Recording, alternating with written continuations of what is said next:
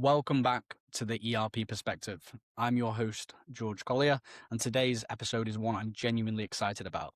Joining me is Eric Kimberling, founder and CEO of Third Stage Consulting Group, where he's built a reputation for helping organizations navigate ERP and digital transformation with an independent, vendor-agnostic perspective, grounded in real program experience. He's also built a major voice in the industry through his thought leadership and YouTube presence, where he regularly breaks down the realities of ERP, digital transformation, and the challenges companies too often underestimate.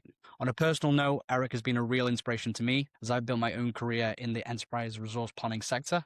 His willingness to challenge conventional thinking, cut through vendor hype, and speak honestly about why transformations succeed or fail has helped shape the way so many of us think about the industry. In today's conversation, we're diving into a topic that couldn't be more relevant: why ERP transformations still fail even after 30 years of lessons. We'll be exploring whether gaps still exist between ERP methodology and real organizational reality, the disconnect between vendor promises and business readiness, the blind spots companies continue to overlook, the trends Eric and his team are seeing across the market, and what successful ERP transformations actually do differently. We'll also finish with one mindset shift executive teams need before starting a major transformation. So whether you're a transformation leader, an ERP professional, or an executive preparing for change, this is a conversation packed with insights. Eric, welcome to the ERP Perspective.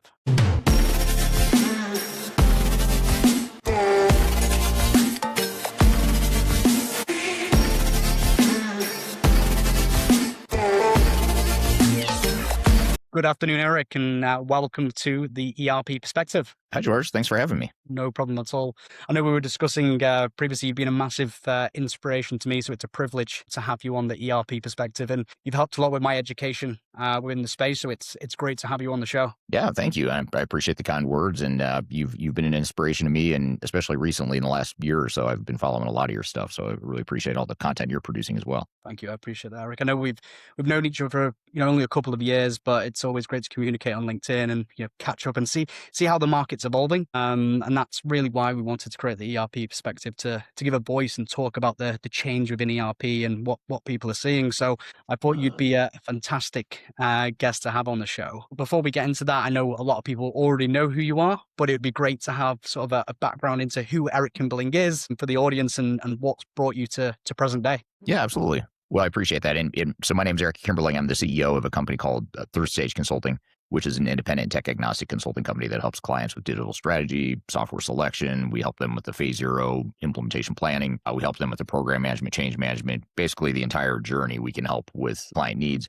And the key to our success, the key to our business model, and really the key to my personal philosophy about the ERP industry is the fact that we're tech agnostic and independent. So we're not affiliated with any of the software vendors. And so it gives us I'd say a different perspective, maybe a more unbiased perspective, because we have nothing to lose by stating what we think and stating the realities of these sorts of projects. So that's been a big part of my background. And more recently, in the last decade or so, I've also been an expert witness in a number of high-profile lawsuits. So I've had the opportunity to really dig in deep to some of the world's best-known failures and lawsuits that we all read about. And that's been a fertile learning ground for my team and I, just to learn and understand what makes these projects fail, what makes them success, and how can we help more organizations be on the side of success. So it's a little bit about my background. That's great. Great to hear. I mean, I think that independent voice is so refreshing. I think that's why you've also had a lot of success in terms of the media pieces. I know on YouTube, you've got quite a good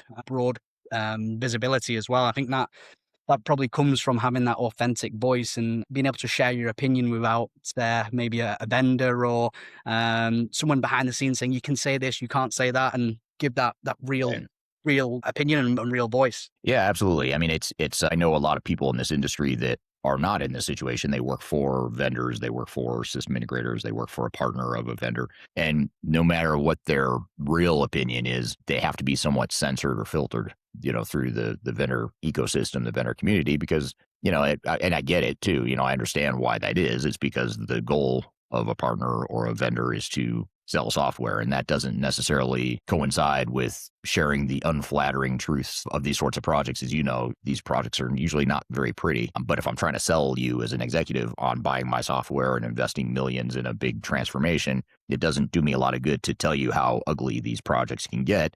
It does me more justice to say, here's what the positive possibilities are. And so I think that's that's one of the core fundamental problems of this industry, which isn't any one person or any group of people that are doing bad things necessarily. It's the way the industry is built. It's more of a systemic problem.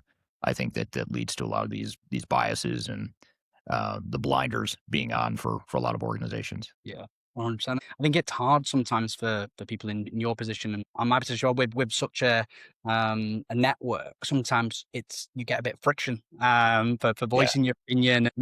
I mean, I know you've got some stories. I don't know how much you can go into, but I know sometimes vendors haven't been too happy with you giving an honest opinion as well. Yeah, it's interesting because it's actually happening less and less over time, which is interesting. Seems like the bigger our reach gets or the bigger our platform gets, the less we see this. But when I first started the company, we heard it a lot more where vendors would, have their PR, their marketing people reach out and say, hey, you got this all wrong. This isn't really the way we position ourselves in the market. And, I have to politely say, I don't really care how you're trying to position yourself in the market. I'm just speaking from experience. I'm speaking from examples that I have from clients and real challenges, real case studies. They may not be the ones that you would curate, as a selling message, but these are the ones that people want to hear, and I think they need to hear. But yeah, you get people that will reach out trying to influence the way you talk about their product or their implementations or their customer base. I have occasionally gotten letters from attorneys that said, stop putting videos out about us. And every time but one, there's only been one incident where I actually have taken a video down.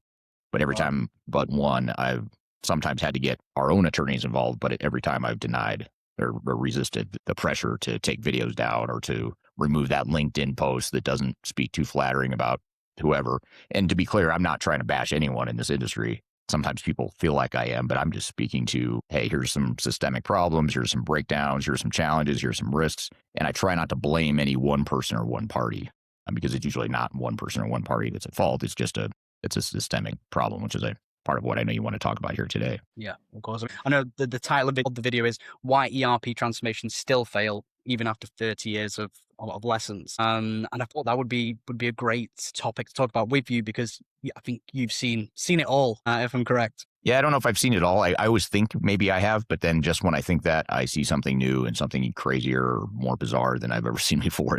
And that's part of what I like about this industry is there's a lot of weird stuff that happens in this industry, a lot of stuff I don't like, but for the most part, I like this job. I like what we do because you're helping lead clients through one of the most difficult, if not the most difficult projects or initiatives that they're ever going to go through. And with that comes risk, with that comes pain, with that comes a certain amount of chaos and stress and the need to be a therapist at times. And so I really do enjoy it. It's a lot of fun. And I honestly don't know what I'd do if I wasn't doing this. I'd probably be an Uber driver or something. I don't know.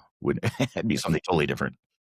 Yeah, I mean, it's a fantastic industry. There's not many industries. A lot of being in this industry is traveling, going to these different sites, meeting these different businesses. And it sounds like I'm quite similar to yourself. I love that environment where you can go and explore these different businesses, how they're set up. And I find it fascinating as well, how different businesses operate and how they move these different transformation projects. So yeah, it's a fantastic industry to be in. Yeah, you and I are pretty lucky if you think about it. I don't know how often you stop. I don't do it enough, but when I do stop and think about it or have this conversation with you, you realize, we are really lucky. Like not many people get that opportunity to go learn all these different businesses, learn about different people, different cultures, different geographies, different technologies, especially being agnostic like you and I both are. We get to see SAP implementations, Microsoft implementations, AI, CRM, all these different things that most people never get to experience. So we are pretty lucky to be in this industry. 100%. I think it's the freedom, but also the difference between different sites, and it's never boring. Like you said, being agnostic. We're even being in the ERP industry is fun, or I find it fun as it is. But when you are agnostic, you get to see these different and compare how different businesses operate and different ERP systems.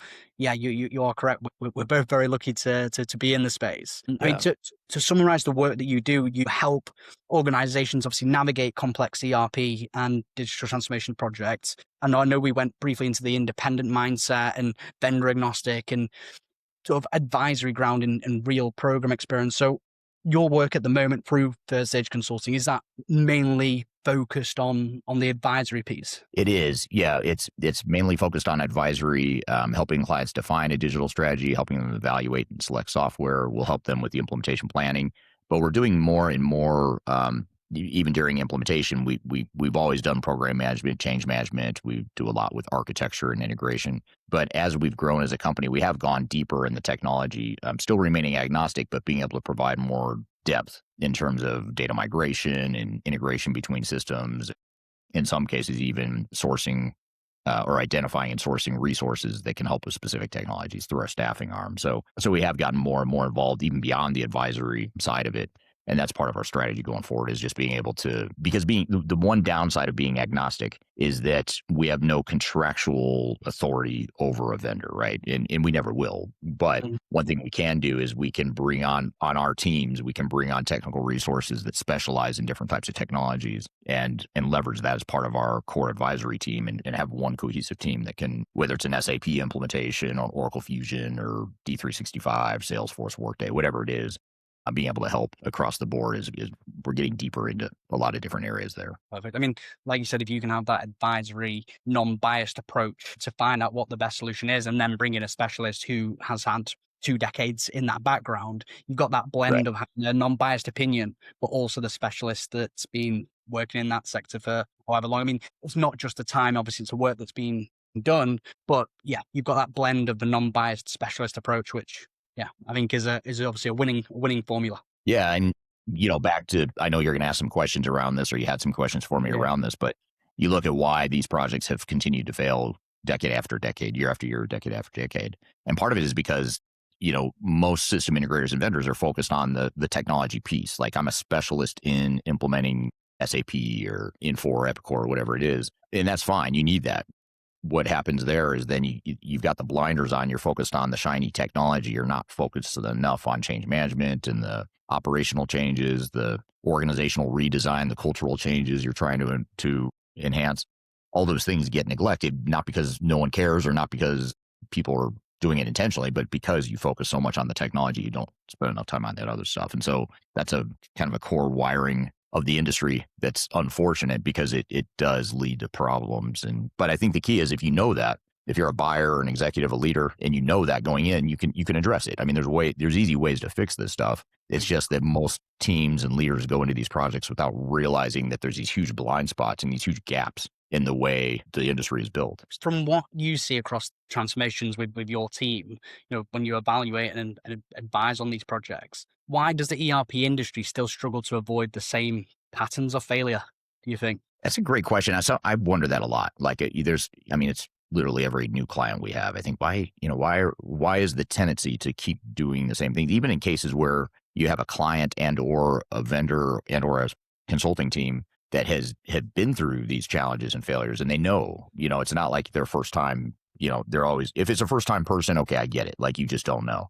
But if you've been through it and you've experienced these failures, how do why do you want to have this tendency to keep doing it? I think there's a few different reasons why. I think one is, right now, especially, technology is changing so fast that our minds as humans, I think, gravitate towards like AI. Let's look at AI and generative AI and use cases for how we could use AI and good stuff, right? But then, because technology is always changing, it's like our eye is on that ball. We're constantly following the technology, whereas there's some core fundamental things that have not changed and should not. There's no need to change them over the last 30 years that haven't been done correctly. But if things like organizational change and the way you communicate and train people, yeah, the technology's changed. Yeah, there's better enablement tools now, but in general, that has not changed. That need, that fundamental best practice for how you should be doing that has not changed over 30 years. So that's all pretty static stuff, but the technology is changing at a breakneck speed. So it's, you think about, it's almost like if you're looking at a still picture and you see a squirrel, sprint across the screen, you're going to follow the squirrel. You're not going to look at the stuff that's just still and peaceful or calm. And so I feel like that's sort of the psychology of what happens out of these projects is we chase the technology and we keep forgetting the core stuff that we were forgetting 5, 10, 20, 30 years ago. I know the word innovation is probably overused, but it's like, don't fall while trying to chase innovation is like the best way I would try and articulate it. Yeah. It's, everybody wants the newest things. They want the newest technologies. They want all the benefits that people say that you can get from AI. But like you said, if you take your eye off the ball of what has worked, what people are advising you on, the previous methodologies that we know work, so try and risk it for maybe not just a marginal gain, but a significant gain, maybe in some cases. But like you said, I think it's that balance of having the new tools, but also using the right methodologies for a successful project. Yeah, absolutely. It's like the core fundamental basic foundation needs to be in place, and then you can go focus on innovation and all that stuff. But if you try to innovate without that foundation, it's just, it's like a house of cards. It's gonna end up collapsing. And where do you most often see the gap between the ERP playbook and what actually happens inside organizations during a transformation? It usually starts early in the process. Usually, I'd say in the planning stage, or let's call it the stage right after there's a clear roadmap laid out, and then getting into the execution. So, in other words, like if we're helping clients through a software evaluation and selection, and let's just say they pick an ERP system, they pick a brand new ERP system. It's cloud based. It's enabled by AI. It's got all this great stuff. And at that moment in the project, the team, when I say the team, I mean mainly the internal customer team, is the most excited. I mean, morale is as high as it's going to be at that moment. And what it does is it leads to a lot of, I don't want to say bad decisions, but it leads to a lot of oversight or overlooked decisions that should be made, or in overlooking risks too. So we're all excited. So for example, one common thing is leaders look around and say, look at our team is so excited for this project. Like they're so excited that they're going to get a new ERP system. They're excited about possibilities of AI and cloud and all this stuff. They're excited to get rid of their spreadsheets and all the old crappy systems they've been using for 20 years. And so it's easy to mistake that and look in that situation and say, well, change management isn't going to be a problem here because they're so excited. And so let's set aside change management because that's the least of our worries right now. Let's just jump in and start building technology. And right there, it feels innocent enough. It feels innocuous enough, but that's a big mistake. Because now you've set the expectation in your own minds and in your team's mind that change management won't be difficult, which,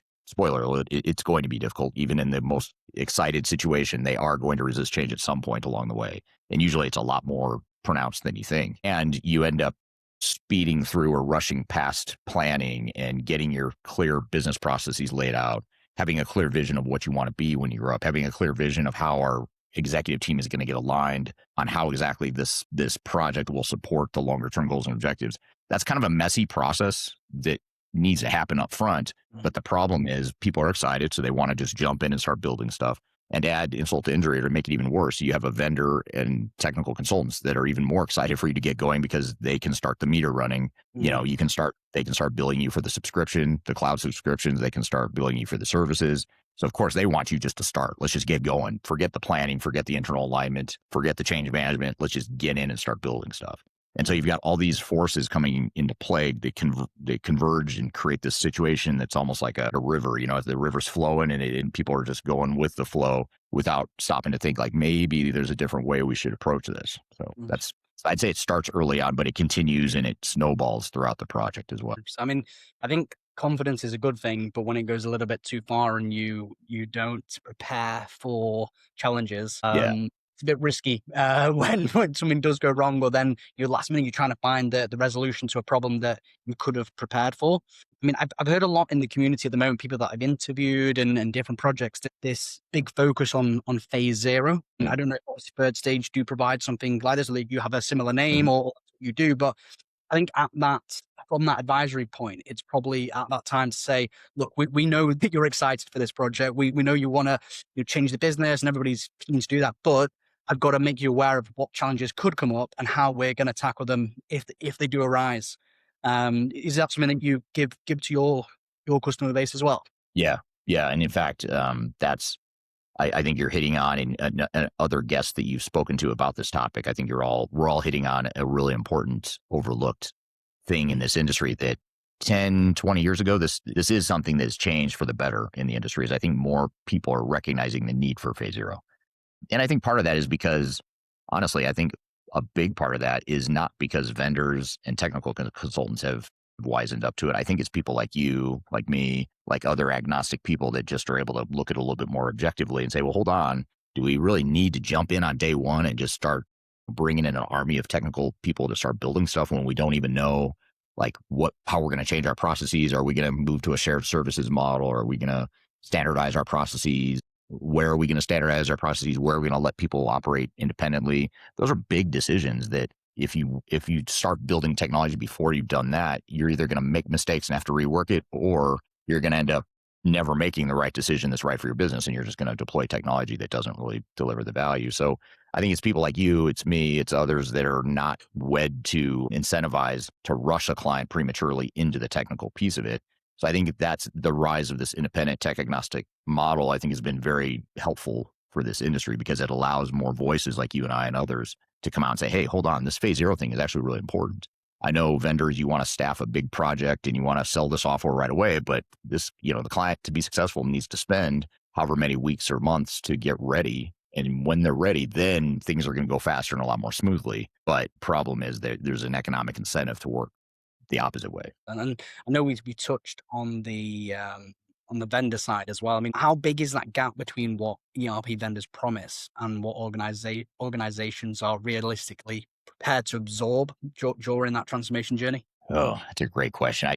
I actually wish I had a number that I could give you that says, it's 16% of the whole, and I don't know what the number is, but if I had to guess like an order of magnitude, I'd say it's maybe not 16%, but maybe somewhere between like 20 and 40% of the full value gets realized in a reasonable amount of time after the implementation. Now, some organizations will keep working at it. They'll keep improving. They'll keep optimizing. Those organizations are more likely to get up to 60, 70, 80% over time. But the problem is most organizations treat go live as a one-time event. They only got 30% of the value they wanted or expected, but they're going to go back to their day jobs or go on to the next phase of the project without figuring out why are we not getting the value. And the crazy thing is it's usually has nothing to do with the fact that the technology can't do something or that the software vendor doesn't want to provide that capability to a customer. It's, to use your words, I think the way you said it, it's exactly the way you said it. It's that can they absorb it?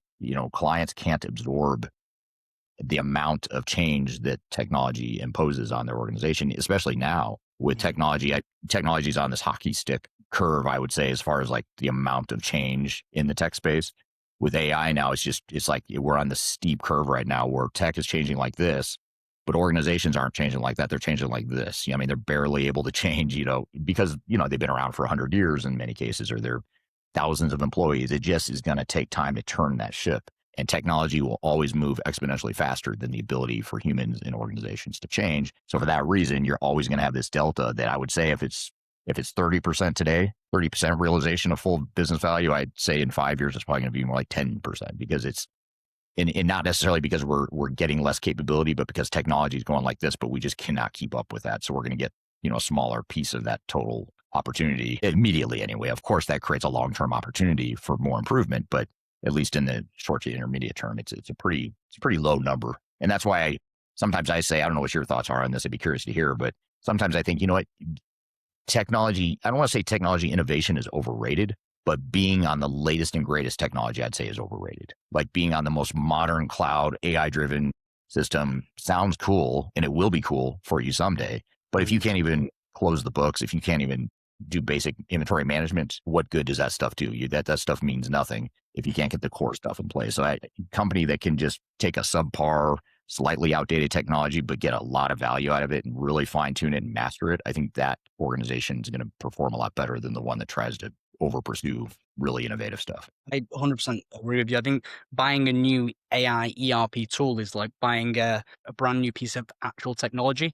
We all know when people buy actual new technology, it has a few bugs, it has a few things going wrong with it. Yeah, the idea is fantastic, but it has that teething stage where sometimes you want to think, well, maybe I should wait 6 months or 12 months until they fix these bugs till I make that investment. Right. So I think it is that gap between when is the right time to jump. You have that fear of we don't want our business to be left behind. We want to be kept up to date with the latest tools and how they operate. But like you said, it comes with that risk that there might be a few bugs, there might be things that are actually damaging your business rather than taking it to the next level. So yeah, it's a bit of risk with innovation and how you do that and how you manage. But that's why we had to have advisors. That's why these types of businesses exist.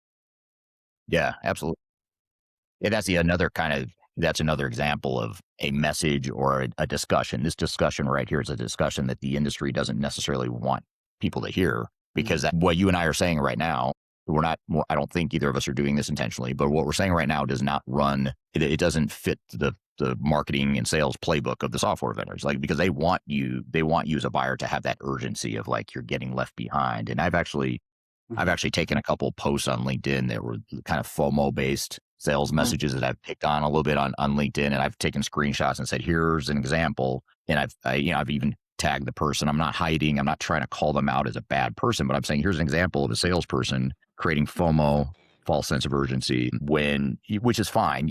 This guy in the last example I did a couple of weeks ago, he has a right to do that, right? I'm not saying don't post this stuff, but I'm just saying, see something like this, you have to look past it. You have to look through read between the lines and understand this is a sales message, and don't be overly concerned with FOMO or being afraid of being left behind. I mean, the world's changing so fast. We're all falling behind, right? Let's be honest. You and I right now are falling behind. We're having this discussion and technology is changing, and we're still sitting here having our conversation. So you have to expect that we are going to fall behind technology to some degree, but that's not, we don't need to panic. Yeah, 100% agree with you. I think there is quite a lot in that, with people saying, you need to upgrade, you need to go to the cloud. Our support's ending. Not naming any names, but we know some very big vendors at the moment who push that message.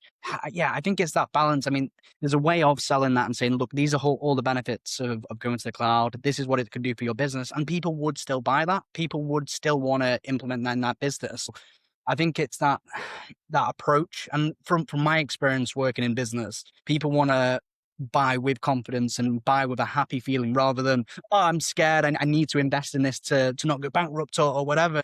I think you're going to have a lot happier customer base and a better interaction with your customers if they do it with confidence and do it with happiness. Yeah, I agree. And there are ways that sales reps can be realistic. They can be confident. They can position their solution, their software in the best possible light, but they can do it in a realistic, truthful way, or more truthful way. And I think there's a few out there. I've come across a handful over the years that are really good at this. In my opinion, they're better at selling than the ones that are just focused on, George, I'm not going to say anything bad to scare you, so I'm going to tell you all the positives. I'm going to downplay all the negatives just so you'll buy my software by the end of the month, because it's the end of the first quarter, and I can give you a sweet deal. And by the way, I have a huge number that I haven't hit yet for my quota, and I need you to do it. So I'm going to do whatever I need to do to hit my number, because that's the difference between me making a huge commission check or maybe getting fired. Like, also have to look at the pressure that salespeople are under. And again, I try to empathize, like, why these aren't bad people. These are just people that they're part of the machine, right? They're being pressured with a huge amount of money and or a potential job loss if they can't find a way to convince people to buy their software. And so with that comes some, overlooking of certain details and things that are inconvenient truths. And so, I think the industry really has no one to blame but itself. I mean, the way it was built is the problem, not the people in it necessarily. 100%. 100%, Eric. And what are the organizational blind spots that companies most consistently overlook when planning ERP programs? I think change management is a huge one that I talked about a minute ago. Just assuming that change management is going to be easier than it is. That's probably the most common one, especially at the executive leadership level, because they think and they hear the positivity, they see the possibilities, they have a good vision.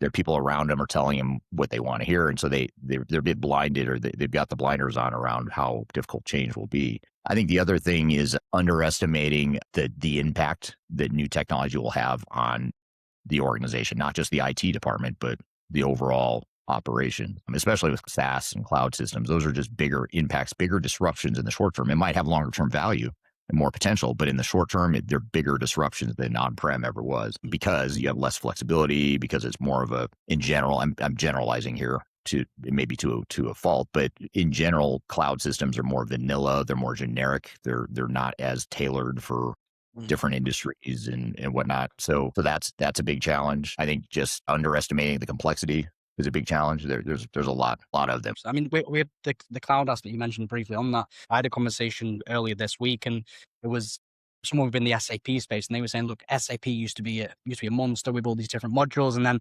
going to the cloud, there's more opportunity for people to be a bit more transferable with their skills. It's not as analytical with all these different modules you need to learn. It's opened it up a little bit more to have more of a broader workflow when going to the cloud. So it does sound like it's not as intense, and it's maybe a little bit more vanilla going to the cloud. Yeah. And you would think that would be easier in some ways, which it can be, but when it comes to how am I going to run my business now, having a more vanilla solution that doesn't fit my nuances and the way I've created competitive advantages and things of that nature. I think that's the challenge. And that kind of leads to another thing that oftentimes gets overlooked, especially nowadays. And this is something I've been thinking a lot about as I hear some of these sales messages around technical debt. A lot of organizations that talk about technical debt and customization.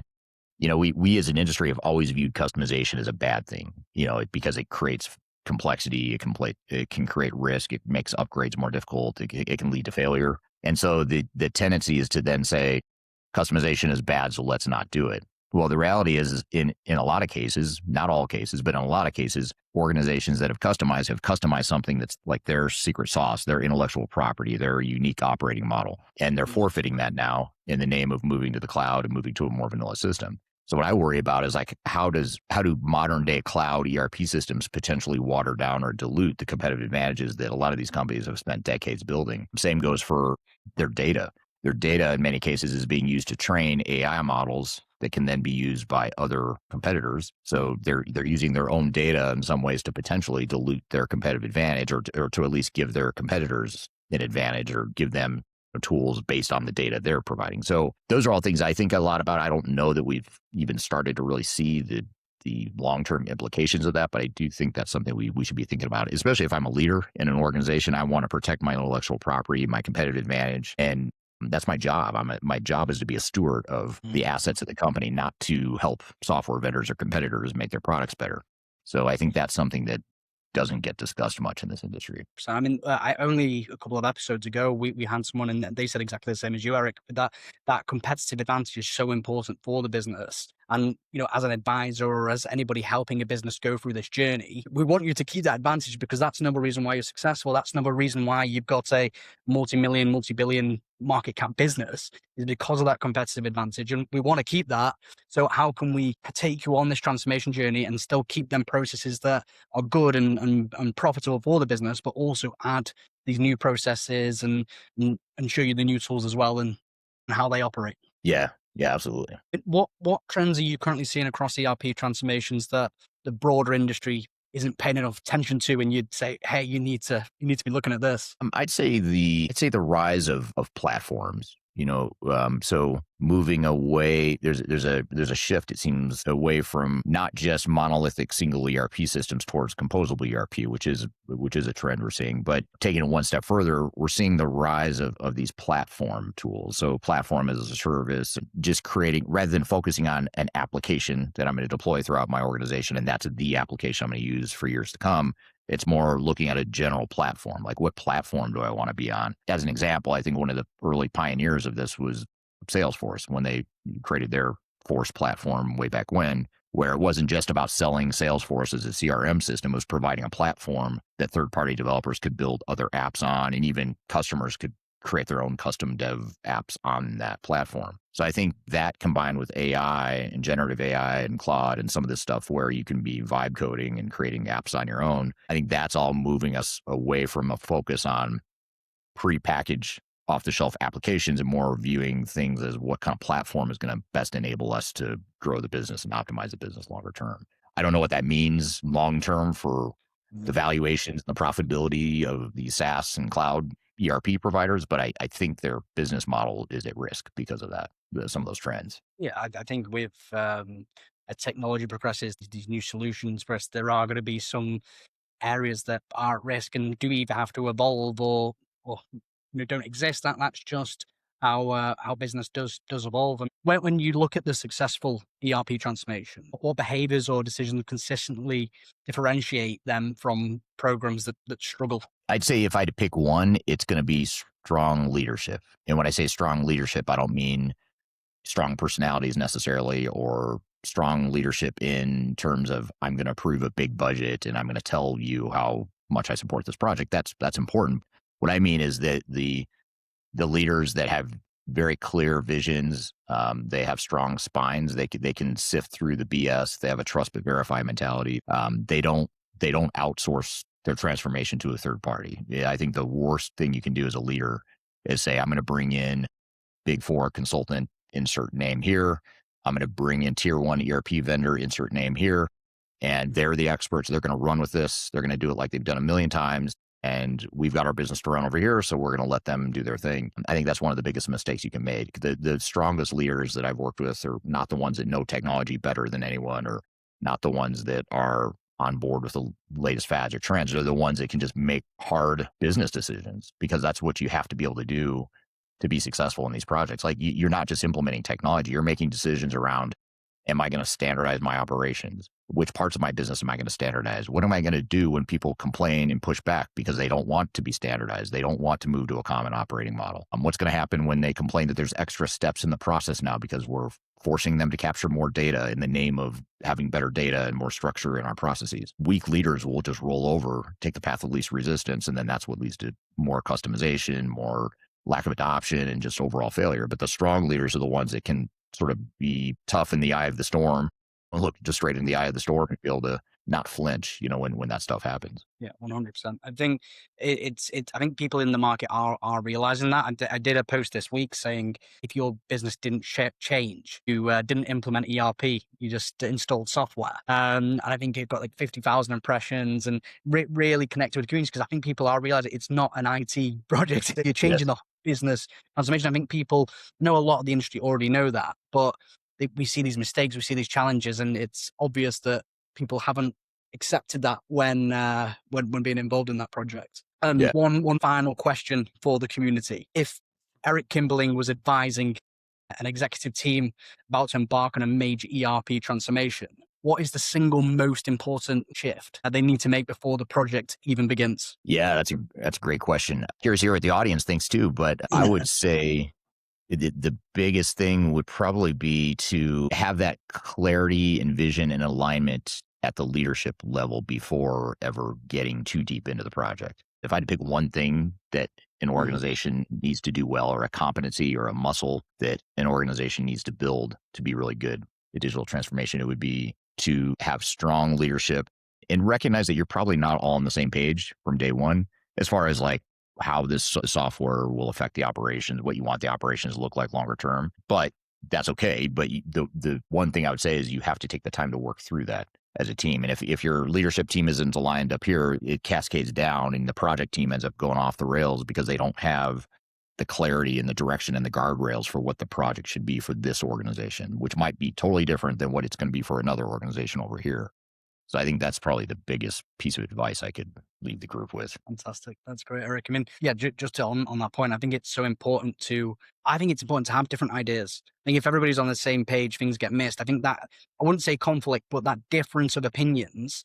And if a business can communicate well, and share those ideas, then you're going to find different resolutions. You can have more in-depth knowledge and understanding of how to tackle that. But we all know businesses that have certain politics, and people get maybe emotional with these decisions. And I think that's so important, where you have a strong leadership team that are comfortable to communicate that way. You can say, look, this is what I think, this is my opinion, but then collaboratively make action together and move forward. But it's been a pleasure to have you on the ERP perspective, and I hope it's the first of many.